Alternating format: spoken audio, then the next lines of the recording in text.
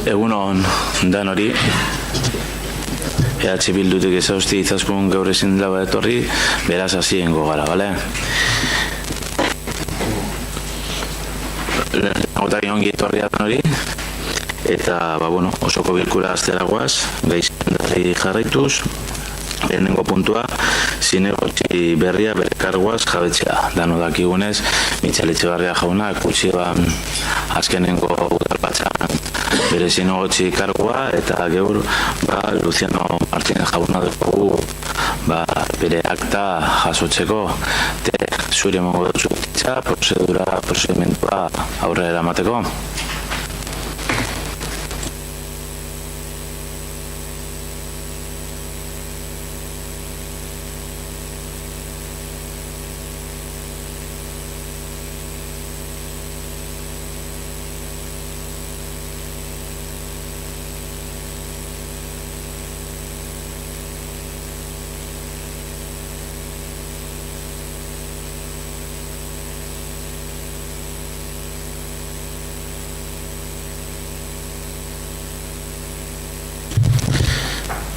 Garen puntua joko dugu, 2017ko otsailaren 24an egindako bilaren akta onartzea labadagokio, hau bozeramailean batzordean aztertu genduen, inorgo aldaketarik, hau batez martuko dugu, hau batez onartzen dugu. Hirugarren puntua, Ametxe Erakunde Autonomoaren presidentea izendatzea, hemen hautagaiak aurkeztu behar dira beraren bozeramaileei, aukera bakotxak nahi deuen hautagaia aurkezteko. Lehenengo ikera jotatik. Gure hautagaia Luciano Martínez da. Urko López, EH Bildutik. Ez dugu hautagairik aurkeztuko. Gu bez ez dugu aurkeztuko. Hernández. Tampoco, eskerrik asko. Orduen, boskatzera pasako gara, bale?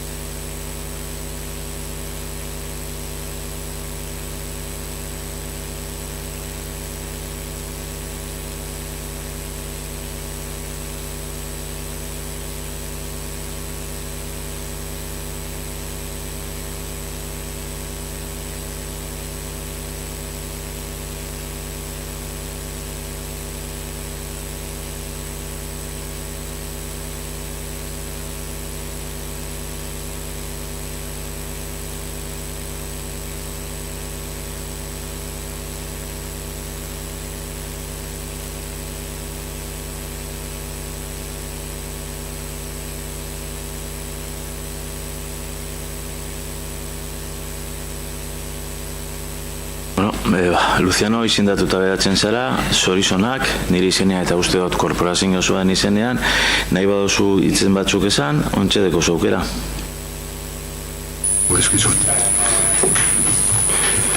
Egun ondan hori, lehenengo eta behin eskerrak eman nahi dizkiot alkate jaunari, Andoniri, nigan ipinita konfidantzagatik, baita eusko alderdi jeltzialari ere. Bigarrenik eskerrik asko ere zuei egindako harreragatik. Eskerrak ere nire familiari hain ulerkorra izateagatik. Hirugarrenik, Ametxe Erakundearen presidentea izateak, hiru arlo desberdinak kudatu behar ditudala suposatzen du. Kultura arloa, kirol arloa eta euskara arloa. Momentu honetan, herrian kultura arloari dagokienez, 23 erakunde dauzkago, kirola arloari dagokionez, 26, eta 9 jai batzordeak. Ia 80 taldek lan eskerga egiten herriarentzat. Altxor horrekin jarraitu behar dugu euren lanak erresten eta bultzatzen.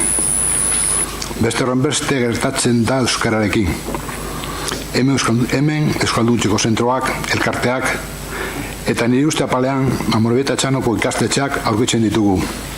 Eta momentu honetan, hainbeste PISA informea gora, PISA informea bera, irakaslegoaren figura zalantzan, nik irakasleak egiten ari diren lana, azpimarratu nahi dut, konbentzitutan nahuela, Euskara lorrean, eurek ipintzen ari den oinarrietan, zutabe sendoagoak eraikiko direla Euskarari eusteko. Bukatzeko, uste du horrekin guztiarekin lan egin behar dugula eta denon implikatu beharko dugula. Eskerrik asko. Eskerrik asko, Luciano. Urrungaren puntura joko dugu. Itxitako, ekitalitako fakturak onartu eta ordaintzea. Abogasun batzordean aztertu zen, ohiko kontu bata, Iker, esatekorik? Bai, orain bagizue, hasikerako hilabeteetan Andonik esan damelez ohiko zer bat dela, 2.000 bat euro dira guztira eta aho batez onartu zen. Inork esatekorik, aho batez onartuko dugu? Aho batez onartzen da. Bosgarren puntua, kreditu gehigarrien bigarren zenbakidun bidez 2017ko aurrekontua aldatzea hasiera batean onartzea. Hau ere, ogasun batzordean aztertu zen. Iker, esatekorik? Hemen proposatuten dan aldaketa ganeko instalazioak barriztuteko 102.000 euro gehitutea da, 102.168 euro, eta udal jabegoaren zoru edanez horreititeko tramitazio berezi hau. Ogasun batzordean hau batez onartu zen, inork esatekorik, hau batez onartzen dugu? Hau batez onartuta. Zigarren puntua, 2017ko udal aurrekontuko konpromisuen kredituen lehenengo zenbakidun aldaketa hasiera batean onartzea. Gai hau ere, ogasun batzordean aztertu zen, Iker? Bai, hau ostean datorren puntu bategaz lotute dau, hain zuzen be, San Miguel kaleko berrurbanizazio lanakaz. Orduen onartuten dana, edo proposatuten dana onartuteko da, 2018ko baia komprometidutea 1.316.914,87 euro. Eurtengorako litzateke zen 400.000 euroak alkatetza dekretu lez jarri dire, gero ikusiko dane dekretu baten, eta horlan obran osoko hango litzateke aurre ikusita. 1.416.914,87 euro. Eskerrik asko, Iker. Hemen esan egon adostasunik, EH Bilduk eskatzen du hitza. Ander, zuria da hitza. Bai, egunon. Bueno, puntu hau, 16. puntuaz bat egiten dau, ezta? San Miguel erreurbanizazioa. Hortan, urton 400.000 euro, Ikerk komentatu moduen, datorren urtean beste 1.100.000 euro, guztira 1.300.000 euro. Eta benetan, hau aurkeztu duzkunien, San Miguel berriztu behar dala, jarri gintxesan behituten patatatik beste rotondara, eta beste rotondatik patatara, eta benetan, EH Bilduk, ez dugu ikusten premia hundirik dekonik momentu honetan San Miguel kalea berriztuteko. Eta batez ere, kontuz, hemen arpegi batzuk ikusten duat holan zelantzan, argitu behar dugu bai, karo, berizketa beti dauz ondo. Beti itxialdao, dana itxialdao beto, noski baietz, dana itxialdao beto, baina guazen jartzen lehentasunak. Eta EH Bilduk, hasieran, eta aurreko 2015-etik gure erroka handi bat izan da Arreibiren edifizioa. 1.100.000 euro haitik saldu gure dan Arreibide edifizioa. Eta guk uste dut, diru honekin, edifizio hori gurea jarraituko zen izaten. Eta udaletxeko ogasune barruen sartute egongo zan edozen behar izanarako. Eta ikusita biak, nahi dugu San Miguel kalea ikusten dugu itxaron aldebuela pixka bat, eta benetan eutzi Arraibi edifizioari. Hori da bat, eta beste bat izango litzateke, diru honekin hainbat eta hainbat auzo, eta hor dekogu adibidez Eroskiren eta Tantortaren orain berri eta oraindik behin betiko aprobatzeko dekogunien, diru honekin ere balitekela eta egin aldirela auzoetan hainbat eta hainbat gauza beste enpresa ekarri barik. Adibidez, aurrekoetan erabili dugun argudioa besterik ez dugu botaten hemen. Hori dalata, gero gehiena bota doaz eta gero 16 puntua zertzela batzu bakarrik faltako jatezan, bi batera doazelez, bai puntu honetan eta bai 16 puntuan EH Bilduren botoa kontrakoa izango da. Eskerrik asko, Ander, errespetagarria EH Bilduren jarrera, EH Bilduren planteamentua, udal gobernuko, nik erantzungo dut gero emongo txotala. Eta nik oso errespetagarri ikusten dut, ikuspuntu desberdina daukagu, guk dekogu argi eta garbi izan dugu, plazeratu dugu, guk Arraibiko eraikinen diruagaz gure dugu musika eskola bultzatu, uste dugu San Miguel kaleak jaso dagoena azken 50 urteetan ordua dala kale lasaiago bat izatea, eta punto, baina berriro dinot, eta nire kasu haitek izen bada arraro arpegi epini dana, parkemen eskatxotxuz oso errespetagarri ikusten dut EH Bildun jarrera, Alba? Behoin azalduko dugu gure jarrera, gero 16 puntuen daude bai, baina... a escasos 3 meses de la aprobación del presupuesto para el 2017, el equipo de gobierno se descuelga con una macroobra con un coste que, aunque el plurianual, equivale al 5% del presupuesto. Se nos presenta como si de un tema menor se tratara, cuando nos queda claro que el tema ha requerido un dilatado proceso de estudio y maduración. No creemos que en una obra de 250 metros, que no presenta deficiencias urbanísticas ni estructurales, que justifiquen tal gasto. Si la pretensión es la de justificar la obra con una hipotética incidencia positiva en el comercio, en una calle donde el 28% de los locales están ocupados por banca, seguros y servicios, y a los que suman un 64% de actividades como servicios municipales, ocio nocturno y estética, difícilmente van a ser influenciadas por un estímulo en forma de tal despilfarro.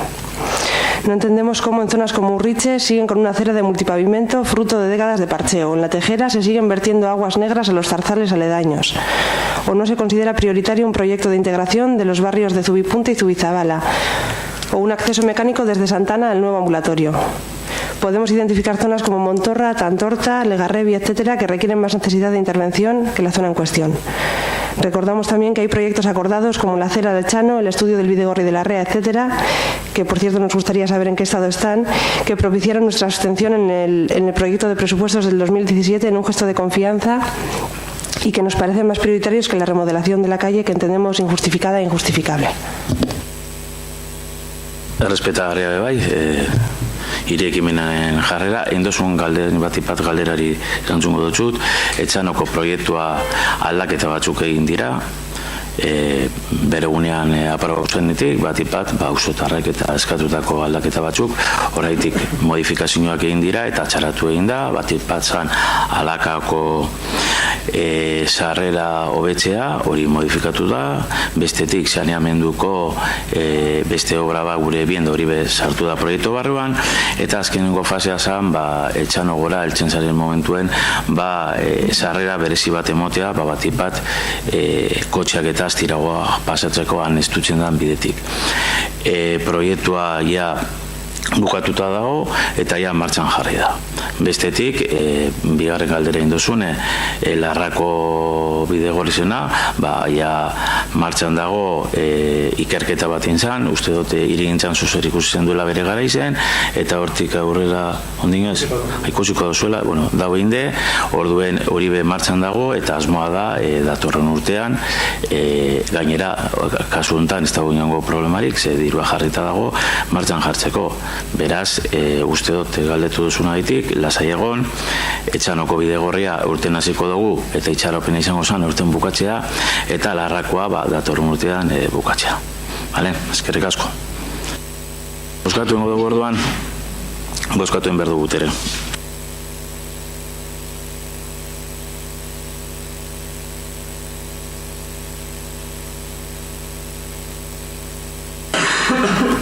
Zazpigarren puntura joko dugu, 203 zenbakidun alkatetza dekretuaren berri ematea 2017ko udal aurrekontua aldatzea. Kreditu gehigarrien lehenengo zenbakidun espedientea. Iker? Bai, kasu honetan guztira remanentean hortako 910.000 euroko aldaketa da, eta kasurik esanguratsuenak aurreko puntuko San Miguelekoa kendute, lehen esan dut dekretu bidez jartzen zala aurtengoa, da ganeko instalazioetarako beste 128.000 euro esartzen direla, eta aste honetan aurreko astean barri izan zen, izerbekoa koteietuan ere lanak egingo direla 50.000 euro gaitik. Eskerrik asko Iker, hurrengo puntura joko dugu, 204 zenbakidun alkatetza dekretuen berri ematea 2017ko udal aurrekontua aldatzea. Kreditu erakina gehitzeko lehenengo zenbakidun espedientea. Iker? Kreditu aldaketa hau 1.191.689,77 eurokoa da, eta bere barne hartzen dauz bai gastu orokorretako remanentean dirue zein afekte dauzen dirue bai. Hainbeste ekintza egiten dire legediak onartuten dauzen inkorporazioen ekiko 2016 aurrekontutik, eta esaniko moduen hori guztira aldaketa da 1.191.000 eurokoa.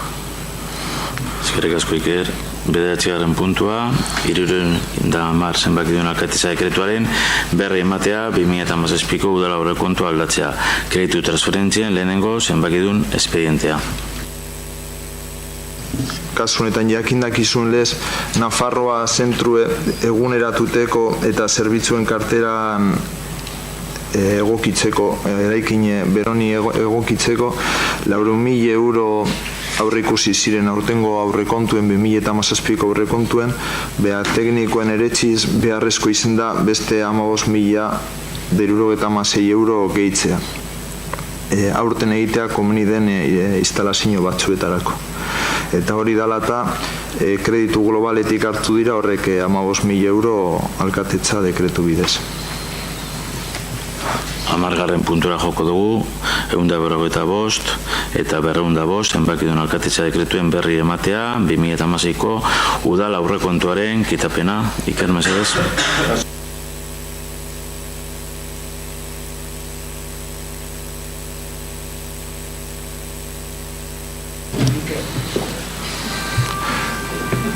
Dekretu bi honekaz onartu zirena ametxeko likidazioa eta udalan likidazioa izan ziren.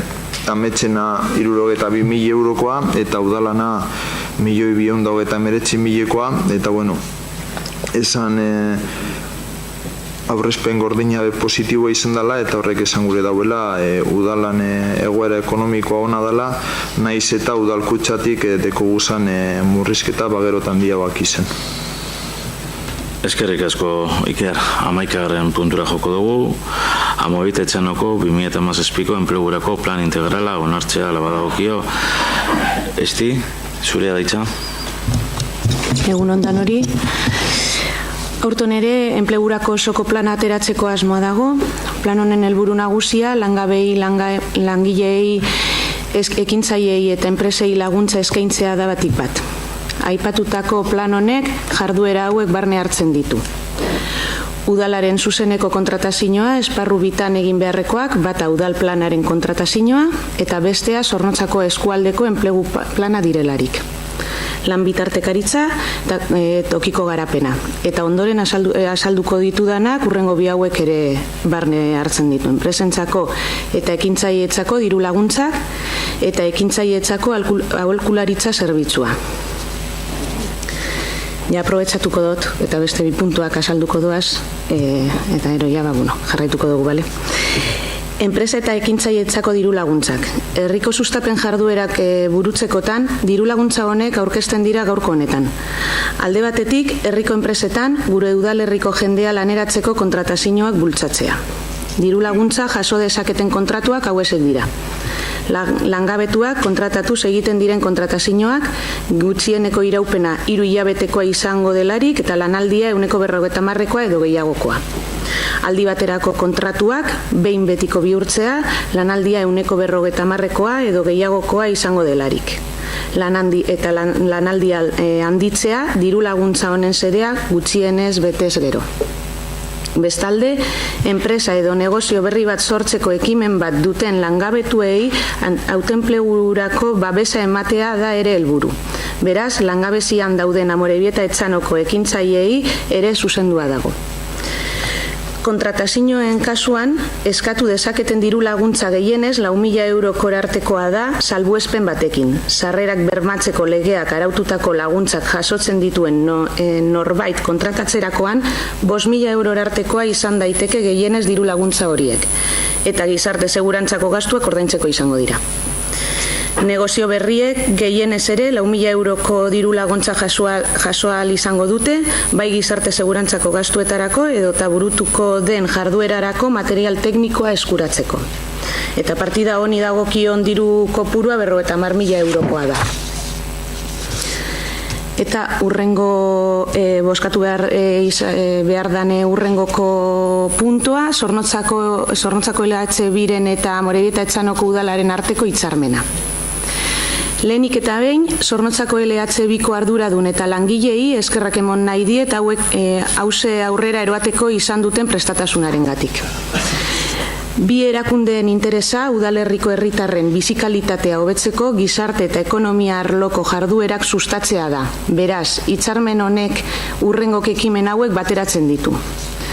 Parte hartzen duten bi erakundeen artean, ezaugarri garrantzitsuenei buruzko informazioa trukatuko dute. Udalerriko langabeen eta enpresen arteko bitartekaritza lanean lankidetzan ahilduko dira. Ekintzailetza proiektu bat duten udalerriko pertsonei laguntza eta aholkularitza eskainiko zaie. Eta baita, Zornotzako LHB zentruan dagoen enpresa hazitegi zerbitzua Amorebieta Etxanoko herritarren eskura jarriko da. Eta inorrez ahazteko asmotan, enplegu eta sustapen ekonomikoko batzordean parte hartzen dozuen lankide guztiei ere eskerrak emon nahi deutsuedaz, azaldu ditudan ekimen guztiak bultzatzeko izan dozuen harreragaitik. Eskerrik asko. Eskerrik asko, Esti, hau batzordetik adostasun espazezan, urko gura dagoitza, beste donorak urko zurea daitza. Bai, egunon, estik egin duen modon nik orduan taldekatu egingo ditut hiru zati horiek, ezta? Alde batetik enplegurako plan integralari dagokionez urtero bezala noski, nola desados egon, ez da, ezinezkoa da zentzu horretan. Aurrek urteetan komentatu ditugun gauzak barneatzen ditu, azkenean guk eukin ditugun, urteetan zehar eukin ditugun zalantzak, kezkak eta plan honetan sartzen dira, ez da, orduan zentzu horretan erabat ados gaude. Ordenantzari dagokionez, baita, ze azkenean ordenantza bat dagoenan ja honako hau sistematizatu egiten du. Eta honek sistematizazio bat behar zuela argi geratzen zan. Ez da urtero, 6 urtez onartu baldin badugu azkenean honek ja hori eskatzen du. Gainera, ordenantza bat suposatu behar dugu eta pentsatu behar dugu beti dela dokumentu bizi bat. Hau da, hobekuntzak ikusten baldin baditugu, aukerarik baldin badago hauek hobetzeko, hori egin behar da, esaterako aurreko batzordean, enplegu eta ekonomi sustapen batzordean ere, hobekuntza batzuk ere hor maigaineratu ziren, eta ikusi zanea etorkizunari begira, ea zeukera zegoen, horiek begiratuta, orduan ordenantza bat egotearena ere, logikoa da, ez da bakarrik alde edo kontra egotea, logikoa da. Eta gero, Lanbide Heziketa Zentroarekin egindako hitzarmenarekin ere erabat ados, ezta? Batez ere, ekintzaileek laguntza behar dutelako, ezta? Baina ekintzaile perfilak ere bilatu behar ditugu, hau da, ez da edozein negozio jartzea, hori ondo dago, azkenean autoenplegurako dalako, ezta? Baina Lanbide Heziketa Zentro batek ere eskaini ditzake ezagutza batzuk gaur egun martxan dagoen egitasmo batekin, hau da, industria 4.0 egitasmoarekin. Eusko Jaurlaritzak martxan jarri du, Europar Batasunak ere martxan jarri du, estatuko gobernuak ez dakit zer jarri duen martxan, baina hor zerbait omen dago, uniko ez dute askorik azaltzen, baina egia da perfil horretako ekintzaileak ere behar ditugula. Gogoan izan behar dugu gainera, gure sare ekonomikoaren zati garrantzitsu bat industria dela, baina jadanik industria berri bat behar dugu. Eta Zornotzan ere, neurri askotan eta zentzu askotan industria berri bat behar dugu. Esaten zen industria 1.0 sala vaporezko saldia, 2.0 elektrizitatea barneratu zanean, 3.0 automatismoak eta elektronikoak barneratu zirenean, 4.0 azkenean digitalizazioa eta teknologia berrienak barneratu direnean, baina azkenean pertsona askoren eta ikerlari askoren kezka zein da 2.3 gaudela, hau da, elektrizitatea sartu dugu, baina oraindik ere eskar iritsi automatismo guztiak eta elektronika guztiak industria sartzera, saiatu gaitezen batez ere ekintzaileak maila horretan jartzen, azkenean egitasmo politikoak eta benetan hemendik eta urte batzuetara dauden egitasmoak mailakatzen eta ekintzaileak maila horretara jartzen. Eta gero, gauza oso garrantzitsua jarri da hemen mai gainean, hazitegia, nola heziketa zentroak hazitegia utziko duen Zornotzarrentzako, eta hori garrantzitsua iruditzen zaigu, ze hori da aspalditik eskatu izan dugun gauza bat, eta udaletxari gauza bat eskatzen diogu. Lanbide heziketa zentroak auskalo, hainbat arrazoigatik, tokirik ez balu, bere instalazioetan udaletxeak ere horretarako toki bat egokitzea, azkenean behar izan egon daitekelako, ez dakigu oraindik behar izanik, ze puntura arteko behar izanik egongo dan, baina behar izan egon daiteke. Orduan hori da eskatzen dioguna udaletxeari, komplementatzea, ez bakarrik izate hitzarmen bat, baizik eta hitzarmen fisiko bat ere, tokirik gabe geratzen baldin badira, hemen badaukagu ondare nahikoa, eta horretarako ere utzi daiteke. Eskerrik asko. Eskerrik asko Urko, eta nola hartzen dugu konpromisoa hori gertatu ezkero, udalak jarriko duela, jarri behar duena. Boskatu ingo dugu orduan? Hau batez dago ez da, 11. Bale. Hau batez onartzen da ere. 11. puntura joko gara, lanbide heziketako ikastetxe integratua, Zornotza eta Morita Etxanoko udalaren arteko lankidetxe hitzarmena onartzea, hori onartuen behar dugu, danok ados gado ez, danok batera, baina hemen bai nigurako neke eskarrak emotea lanbide heziketako ikastetxeari. Eta, Ander, zu hemen zau zango lankidea zara, zuri bebai nola ez, eta gurako neke, zuk eramatea, ze pentsetan dut, erakusi zula eskuzabaltasun oso handize, eta beti zinda danak errestasuna zuen partetik, eta udalako txoio bat da zuen modoko zentro bat eukitea. Gainera, lehen mailako zentroa izanik.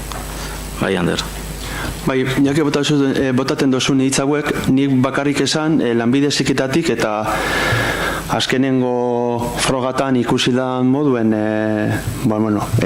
pertsona baten kontatatzeko egin ziren frogak eta ikastetxean bertan egon ziren, orduan ikastetxea zabali dago eta hori da bai zuzendaritzak Jose Manuel Gonzálezek eta uste dute lankide guztiona zuekin eta udaletxeak kasu honetan harremanetan egoteko eta behar diren baliakide edo laguntasune edo behar izan guztiek prest gauzela konpartituko, egiteko eta gauzak aurrera eramateko arlo guztietan, bakarrik enpleguen, baizik eta behar izanen Zornotzateko esan behar izanen guztientzako eta guk gure zeratik, gure ekipo humanitario ikasle, irakasle eta guztikin, prest gauzela hori harremanetan eta gauzak egiteko udaletxe honetako. Beste barik. Eskerrik asko, Ander, Urko, bai, zuela ditzen. Barkatu, gauzatxo bat utzi dut eta garrantzitsua dan, ez da. Sortzen den enplegua, bai ekintzaileen bidez edo baita, enpresek eskaintzen duten enplegua, ez da deia izan, eta ez gaitezela bihurtu enplegu prekario baten finantzatzaile. Azkenean, esaten dana, ez da industrialo puntu huts bilatu nahi dugu, ez da? Ez da izan industria huts eta prekarietatea lau, ez da? Eta golea da zirabaztea prekarietatea. Korrazkenean, horrek ere kezkatzen gaitu. Izan gaitezen baita laguntzaile, baina laguntzaile etikoak zentzu horretan. Eskerrik asko. Eskerrik asko, urko orduen lago batez onartzen dugu, bale? Joko dugu 13. puntura, Amoritetxanoko udalerrian 2007 urtean enplegua sortzea sustatzea helburu duten diru laguntzak ematea arautzen duten oinarriak onartzen dituen bere irazko ordenantzaren proiektua onartzea. Hau batez onartutzaten moten dugu, ezta? Hau batez onartzen dugu. 14. puntua, bizitegi hiriblurreko egakiratze unitatearen zehetasun azterlana behin betiko onartzea. Gai hau hirigintza batzordean aztertu zen, uste dut hau batez onartu duzen duela, hau batez onartuko dugu? Hau batez onartzen dugu. 15. puntua, Gane kiroldegian aldagela berriak egiteko proiektua hasiera batean onartzea. Hau hirigintza batzordean aztertu zen, hau batez onartu zen, inork esatekorik, hau batez onartuko dugu? Hau batez onartuta. 16. puntua, San Miguel kaleko urbanizazio proiektua hasiera batean onartzea. Hau gaia aztertu dugu, inork esatekorik, berriro, sozer esatekorik, edo ja boskatuengo dugu, nahi duzuen moduan. Boskatuengo dugu orduan, Tere, puntua boskatuen behar da. ¿Votos a favor? ¿En contra?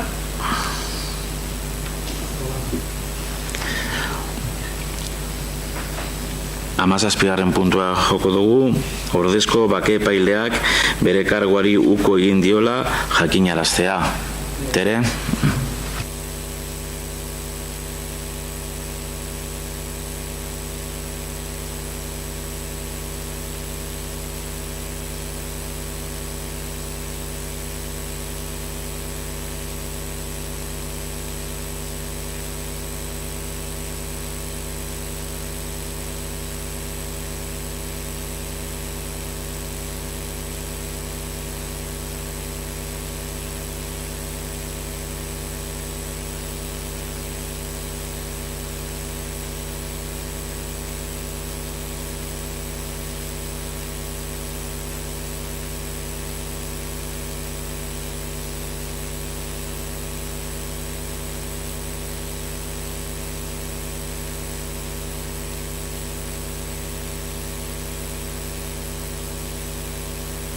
Eskerrik asko, Tere.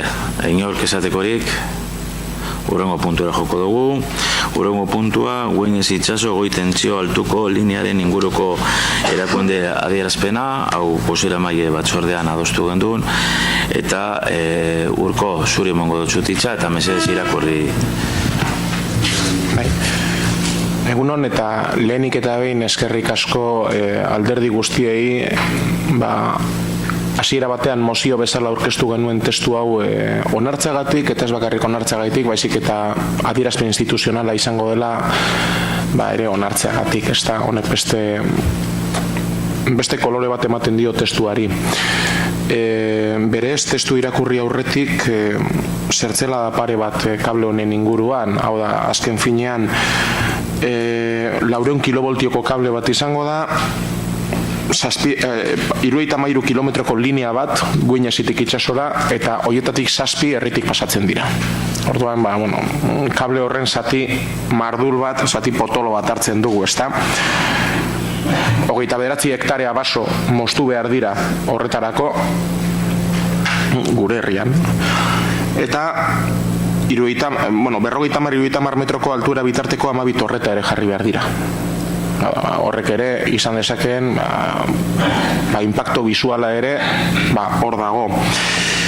Eta, ez dira bakarrak, hau da, azkenean beste eragin batzuk ere baditu, ez da, eta asko kezkatzen gaituena batez ere, zer da, herrian jadanik 50,35 kilometro kable ditugu, tentsio arruntekoak ezagutzen ditugunak, ez da, hau da, 10 bat da gure herria, beste bat sartzea, gero gainera, kontutan hartzen badozu, hegoalderago,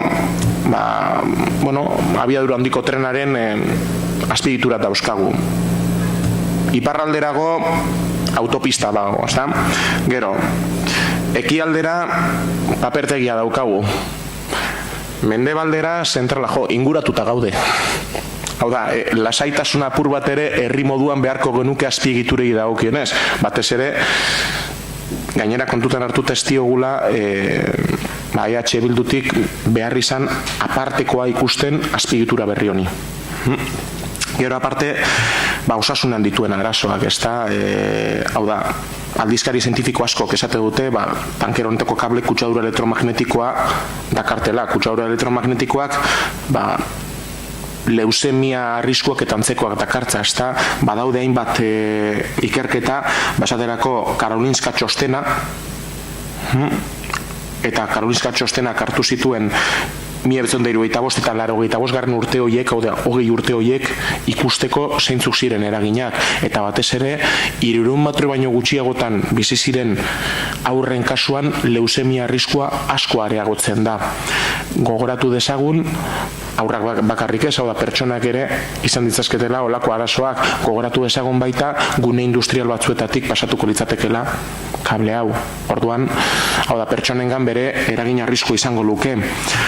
Beste hainbat ikerketa daude, Europar Batasunak ere izan ditu hainbat ikerketa, 2002an, gero nazioarteko minbizaren aurkako ikerketa agentziak ere badauka 2002an argitaratuta hau, California Risk Evaluation Programek ere badauka, Europar Batasunak Reflex proiektua finantzatu zuen 2004an honako honetarako, hau da, ez da holan airera botatzen den gauza bat, ez da, baizik eta, frogatuta geratzen dela, osasunen ere bere arriskoa daukala kutsadura elektromagnetiko honek.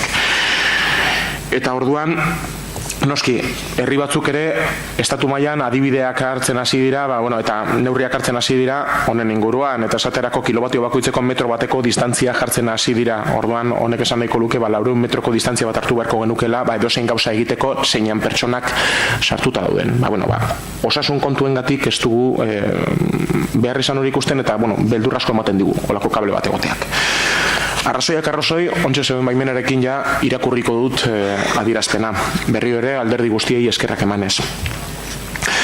Araba, Bizkaia eta Gipuzkoako gobernuaren ordezkaritza ordeanen industria eta energia alorreko zuzendaritzaren iragarkiaren aurrean, jendaurreko informaziora jartzen dituena Bizkaia, Araba eta Gipuzkoatik pasatuko den Güeñes itsaso deritzon energia elektrikoa 400 kilovoltioetara garraiotzeko linearen erabilpen publikoko eta administrazio baimenen deklarazio eskaria. Goi-tentsioko lerro honen ezaugarrien aurrean, 400 kilovoltio eta zirkuito bikoitza, Güeñes Bizkaia eta itsaso Gipuzkoako azpiestazioak lotuko dituena 72 kilometrondan zehar. Eta kontuan izanik, tratatu honek negatiboki eragingo diola, igarotzen dituen 26 udalerriko gune garrantzitsu bati, lurralde bat orokorrean oso jendetsua eta hainbat azpiegiturak dagoeneko beraien azterna utzi dute bertan. Instalazio hauek gune jendetsuetatik urruntzeko beharra dago, Europar Batasunak jartzen dituen arreta irizpideek jarritakoren arabera. Eta baita gure nekazal ingurua, ondarea eta ingurumen baloreak babesteko beharra. Zentzu honetan, Amorebita Etxanoko udalak eta bertako hainbat hiritarrek Güeñes itsaso linea elektrikoaren aurkako alegazioak aurkeztu dituzte. Hori dela eta ondorengo adierazpen instituzionala aurkezten da osoko bilkuran eztabaidatzeko. Bat, Amorebita Etxanoko udalak oposizio oso agertzen dio Güeñes eta itsaso azpiestazioak lotu nahi dituen 400 kilovoltioko linea elektrikoaren proiektuari. Eta horren aurrean oposizio aktiboa egingo dugu. Behar beste jardun eginez. 2. Amorebita Etxanoko udalak inplikatuta dauden erakunde guztiei eskatzen die proiektuarengan ezadostasuna adieraztea. Ez bai dauka justifikazio nahiko eta onartezinak baitira bere eraginak osasun, ingurumen, sozial, paisaia eta ekonomia ikuspuntutik. Eta 3. Amorebita Etxanoko udalak akordio hau gobernu zentraleko ingurumen ministeritzara, legebiltzarrera eta Eusko Jaurlaritzara, eta baita Araba, Bizkaia eta Gipuzkoako foru aldundietara bidaliko die. Eskerrik asko Urko, beste donok ezin iso zer esatekorik, urrengo puntura joko dugu. Urrengo puntura joko dugu, 19. puntua. Errefuxiatuei harrera egiteari buruzko erakunde adierazpena. Lehenengo eta behin, hau dana jaizozten da, Zornotzako ongi etorri errefusiatuak plataformak bultzatuta, alderdi guztiekaz hitz egin dabie, eta dekien zan arazoak plazeratu dozkuedan hori, eta nola estereotipo eta beste kontu batzu dauzen soziedadien, eurek esaten diren moduen, bai eskerretik hasita eta eskumetara, eta nahi da biena da gure laguntza, euren lana, dametik zorion dugu grado da, egiten deranko lana, ia garen gizarte guztieri zabaltzera eta danok konpromiso handiago hartu deguen. Medioak egoramen zagozie eta bai eskatuko txuet, esfortzu bat, euren lana ia medioetan gehiago atara leikien. Beraz, nik besterik izan barik, irakurriko dut adierazpen hau, eta gero hitza emango dutxuen, nahi dozuenak, plazaratzeko nahi dozuena. Europan bizitzen ari garen krisi humanitarioaren arira eta Siriako eta inguruko lurraldeetako gudetatik ihes eginda errefuxiatuen kanpamentuetan 100.000 pertsona pilatzen ari dela medio, Zornotzako ongi etorri errefuxiatu taldeak errefuxiatuekiko bere kezka eta konpromisoa agertzen du. Horretarako, Amorebi eta Etxanoko udalari hainbat konpromiso eskatzen dizkio. Jadanik, burutu direnak eta erakunde adierazpen honen bidez, herritarrei jakinarazi nahi dizkigunak. Lehenengoa, Eusko Jaurlaritzako bake eta bizikidetzarako idazkari nagusiak otsailean 2an aurkeztu zuen ekintza planarekin bat egin du Amorebi eta Etxanoko udalak. Ekintza planak dagozkien erakundei eskatzen die Euskal Autonomia Erkidegoan errefuxiatuen harrera albidetuko lukeen giza korridorea antolatzea. Bigarrena, Amorebi eta Etxanoko udalak Eusko Jaurlaritzarekin hartutako konpromisoen artean dago harrera pisu 2 egokitzea eta baita beharrezkoa diren zerbitzu eta giza laguntza baliabideak prestatu. Etor daitezkeen errefuxiatu familien oinarrizko beharrizanei erantzuteko. Eta hirugarrena, Amorebi eta Etxanoko udalak gizarte ongizarte alorreko teknikari bat izendatuko du. Eusko Jaurlaritzarako bake eta bizikidetzarako idazkaritzarekin batera eman behar izango diren pausuen inguruko informazio eta ekintzak biltzeko eta bideratzeko. Hau da adierazpena, inork esatekorik, Urko.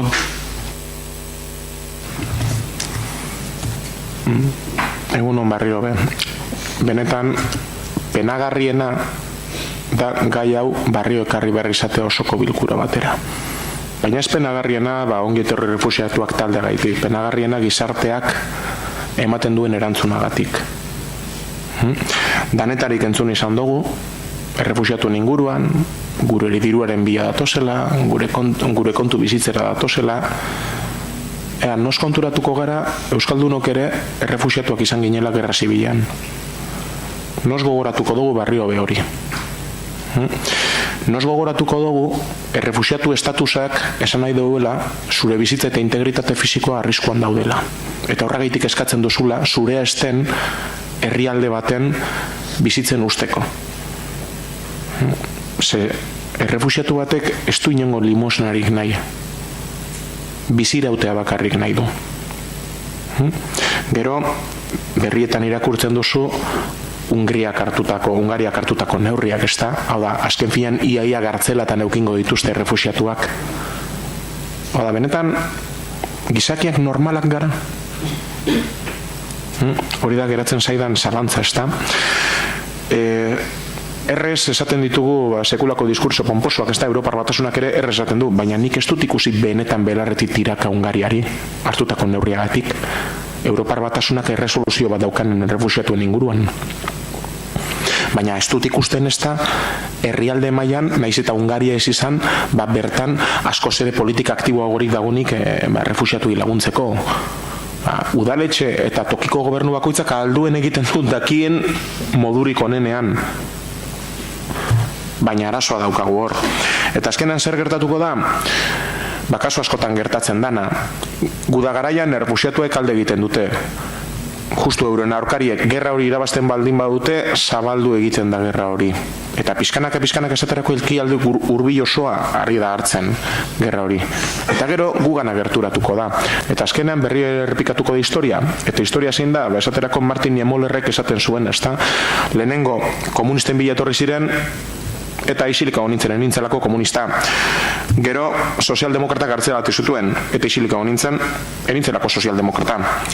Gero sindikalisten bila etorri ziren, eta enuen protestatu, enintzelako sindikalista. Eta gero juduen bile. Eta enuen eserrezan, enintzelako judua.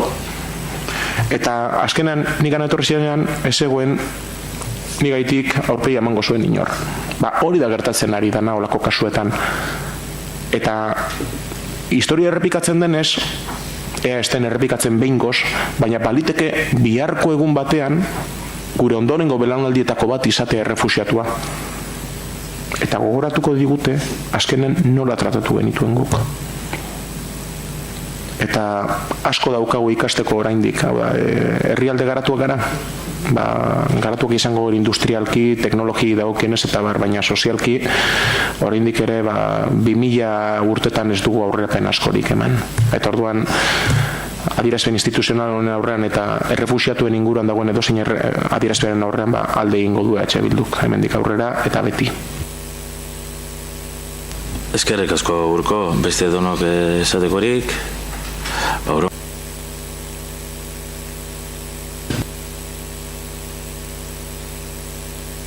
Urko, zure da hitza.